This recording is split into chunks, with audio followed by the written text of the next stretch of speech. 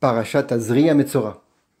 Dans ces parachutes, on nous parle des plaies qui s'abattaient sur des personnes, la lèpre par exemple, Tzarat, sur des vêtements ou sur des maisons. Pourquoi ces plaies apparaissaient? Alors c'est connu, les Mefarshim expliquent que c'est à cause du fait qu'on ne faisait pas attention à sa parole. C'était par exemple le sheker, du mensonge, ou alors de la délation, des gros mots. Et le point central évidemment c'était le lashon hara, la médisance, les mauvaises paroles. Alors je propose un Zohar qui va encore plus loin.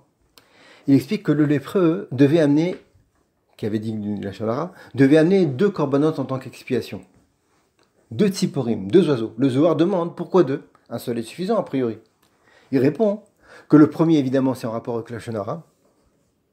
Et le deuxième, c'est plus subtil, c'est par rapport au fait que cette personne aurait pu dire une bonne parole à son prochain et il s'est empêché de la dire.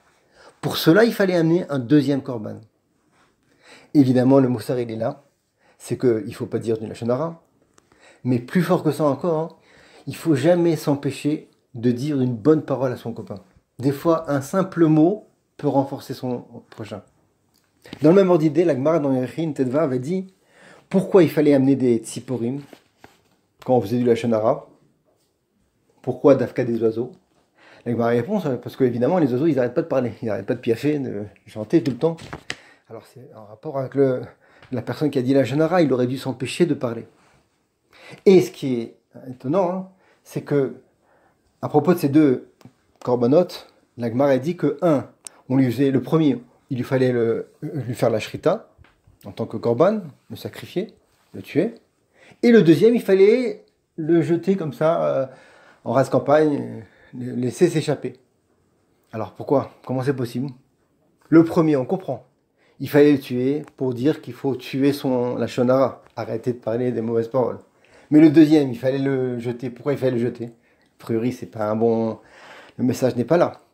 La réponse, il dit le rabbi de Belz, Rabbi Yeshaya de Belz, cité par Avéliemé Larmidaman, c'est que le deuxième, il fallait le jeter pour nous dire qu'au contraire, il fallait continuer à parler. Pour voir, c'est quoi le message? Parler de bonnes paroles. Il fallait utiliser sa bouche pour renforcer son copain, lui dire des bonnes paroles. Dans le même ordre d'idée encore, il dit le Or Yecheskel, et c'est un sujet de l'actualité, c'est que les Talmidim de Rabbi Akiva, c'est marqué qu'ils sont morts, les 24 000 Talmidim, entre Pessah et Shavuot, à cause du fait que l'Onahagu Kavod Zebazé. Ils ne se sont pas donné du Kavod l'un par rapport à l'autre. Le Or Yecheskel Nivestein, c'est le mashguer de la Yeshiva de Ponevezh, il explique que c'était des... Bon, évidemment, c'est difficile de parler d'eux, on a du mal à comprendre, hein. On n'a pas leur niveau, mais lui, il explique que leur faute, c'était qu'ils ne voulaient pas donner du kavod à l'autre, parce qu'ils ne voulaient pas que l'autre, il ait de la ga'ava grâce à ce kavod-là, de la vanité, de l'orgueil. C'est pour ça qu'ils se sont empêchés. Et quelque part, il dit leur Yecheskel que c'était ça leur faute. Ils ont péché par manque de firgun, comme on dit en ivrite, par manque de bonnes paroles à leur prochain. À Redosh, hein. Alors, dans le même ordre d'idée encore, la Gemara dans Matra d'Aftet, elle dit que celui qui donne à noten pruta le'ani mitbarer beshisha brachot. Celui qui donne une pruta, une pièce, à un pauvre, il bénéficie de 6 brachot. Et la Gemara poursuit en disant que ve'ame faiso, celui qui est mefaïe soto, qui lui le réconforte, et ben en l'occurrence avec des bonnes paroles, alors lui il a droit à 11 brachot. Le Maharal explique pourquoi il y a cette différence. La réponse c'est que quand on donne une pièce à un pauvre, alors c'est vrai qu'il va utiliser cette pièce-là pour manger.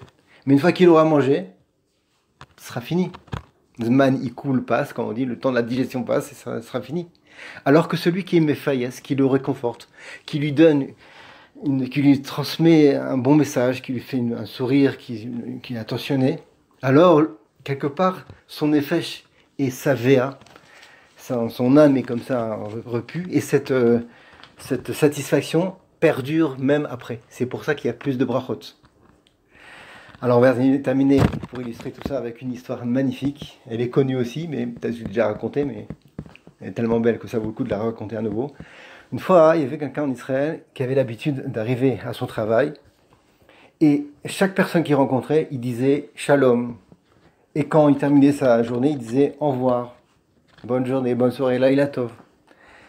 Et voilà qu'un jour, cette personne-là qui travaillait dans une usine de frigorigération, bon, une usine de congélation comme ça, et ben, dans l'exercice de sa fonction, il n'a pas fait attention et il s'est retrouvé bloqué dans le congélateur. Bon, c'est un petit peu étonnant, mais bon, en tous les cas, voilà, c'est ce qui s'est passé. Et voilà que le gardien de l'usine, qui allait fermer la porte à la fin de la journée, s'est souvenu de cette personne-là et il s'est dit, c'est marrant, je me souviens très bien qu'il m'a dit bonjour ce matin, mais je ne l'ai pas entendu dire au revoir, je ne l'ai pas vu passer, il ne m'a pas dit son au revoir classique, journalier. Ça l'a tellement tourné la tête qu'il est parti au poste de travail de cette personne-là et il a ouvert le congélateur pour le chercher et voilà qu'il a trouvé congelé en une situation dramatique, mais bon, Hachem, il a été sauvé. Voilà, on voit encore combien un mot c'est important.